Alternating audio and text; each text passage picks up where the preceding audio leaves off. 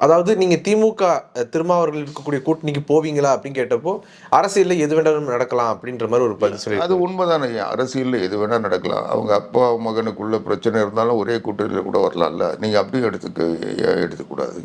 ம். அதனால கடந்த நாடாளுமன்ற தேர்தல்லயே பார்த்தீங்கன்னா, அனைத்து இந்திய அண்ணா திராவிட முன்னேற்ற கழகத்தோட கூட்டணி சேர்ற ஒரு முடிவுல இருந்தப்போ, திடீர்னு அடுத்த நாள் பாரதிய ஜனதா கட்சிக்கு அவங்க முடிவெடுத்தாங்க. அதனால எந்த நேரத்தில வேணா அது முடிவெடுப்பாங்க.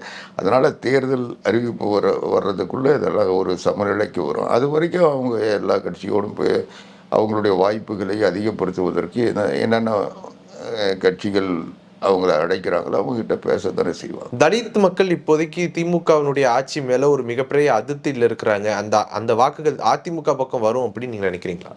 நிச்சயமா அனைத்து இந்திய அண்ணா திராவிட முன்னேற்ற கழகத்தை பொறுத்தளவில் இன்றைக்கு தமிழ்நாட்டில் எல்லா தரப்பு மக்களுக்கும் ஒரு இணக்கமான ஒரு ஆட்சியை நடத்தியிருக்கோம்.